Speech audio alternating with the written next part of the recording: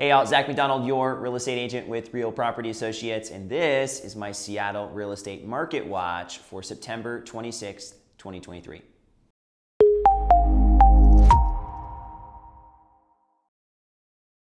All right, if you're new to these videos, welcome. These videos are weekly videos that I make on the Seattle housing market. And what we do each week is we look at the most recent data over the past week in King and Snohomish County, and we slam them together. And the reason we do that is because Seattle area, when people are thinking about Seattle, they're not necessarily thinking of the city itself, but they're thinking of King and Snohomish County, which are the counties that kind of surround the city, Seattle being in King County itself. So as we look at the data, just remember King County data and Snohomish County data put together over the past 7 days, and we're looking at residential data versus condo data.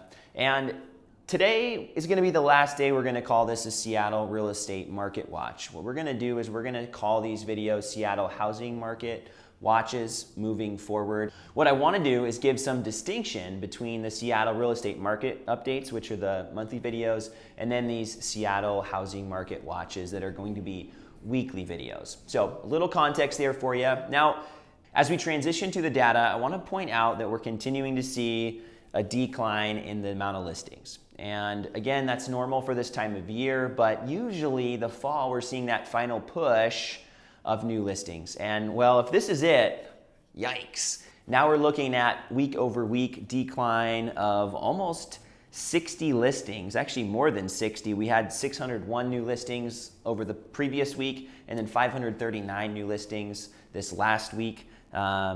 List price reductions, we did see an uptick there, 393 versus the 355. This is the time of year where we typically see prices dropping a little bit. There's a little bit less buyer activity. We're still seeing a large drop off in the number of new listings though as well that we would see in a given month, or in this case, a given week. The pending sales still strong, 706 pending sales over the past week. 715 last week, not a big drop off there, and certainly not as big as the drop off in the new listings. We had 522 sold properties in King and Snohomish County, slightly down from 536 last week. This next week is going to be the end of the month, so I suspect we'll see a larger number here. Next week will be kind of the end of September, beginning of October, right? Anything that bleeds over into the new month. Canceled listings, again, remaining about the same, 111 this week versus 113 last week. Mortgage rates, let's look at these here real quick.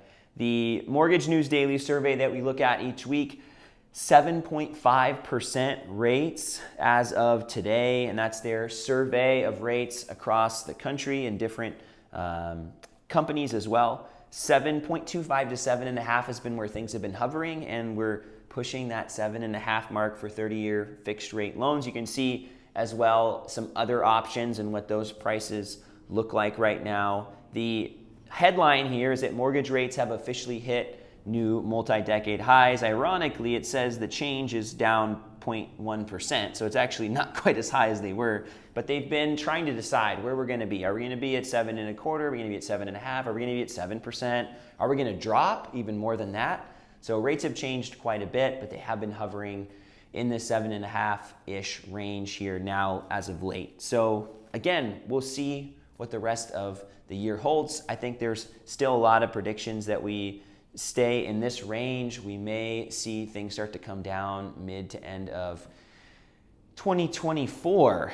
I can't believe it. At this point, we were thinking we might be seeing rates coming down, and well, that's just not how the policy has been this year, and the projection is we might see the Fed raise the rates again, and so we're not in a place where we've stabilized with the economy, and so, well, mortgage rates are kind of following in suit at this point. Now, what does that mean for the housing market? And we've talked about this in previous weeks, so this isn't new information. I wish I had a bunch of new information to share, but hopefully this is a little spin on what we've been talking about.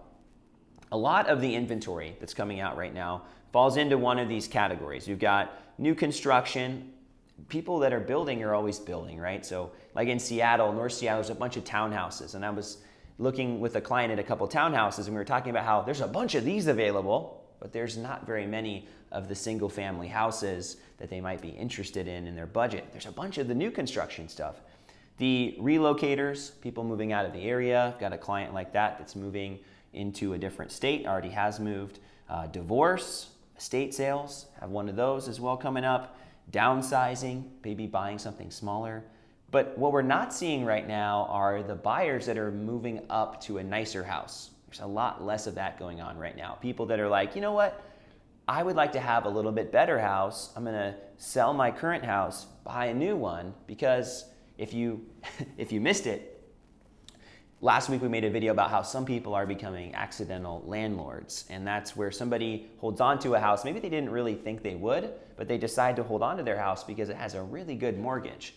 But even more often than that, people are just not moving at all. They're staying put in their house and they're not taking on that second mortgage. What happens is you have fewer of the first-time homebuyer houses available on the market because the people that would be buying the next house aren't selling their first house. And I would say right now a lot of the buyers are first-time home buyers because they don't have a house and they want to get into the market. They want to get started with their real estate journey. They want to settle down. Those I would say would be the most common buyers right now. And then you also have investors. Those people are always buying, right? You've got people that are buying houses to fix and flip them. You have people that are buying houses in Seattle at least, and this is going to become more common around the state, where they buy a house, remodel it, build something in the back. And of course you have the new construction investors, people tearing down a house and building multiple. That would be the urban infill that happens a lot in the Seattle area. But outside of the first-time home buyers and the urban infill, there's not a lot of people in that middle zone that are buying that next house. But you also have a lot fewer people selling that first house. Right now we've got the higher rates, but that's not the effect. The effect is what we're seeing here in the data and in the trends and in what buyers and sellers are doing. So I hope this video is valuable for you. I love doing these each week. I did forget to wear the Mariners hat today, but honestly, I didn't want to wear a Mariners hat today. It's been a rough last couple weeks for Mariners baseball. There's been this hope that we're going to finally make the playoffs 2 years in a row again, but I'm not so hopeful. Anyways, I'm going to the game tonight. I'm going to wear a hat, so hopefully we can pull out a victory, but for now, we're just rocking the Seahawks because the Seahawks seem to be having that winning streak. So anyways, we'll talk with you soon. Until then, bye for now.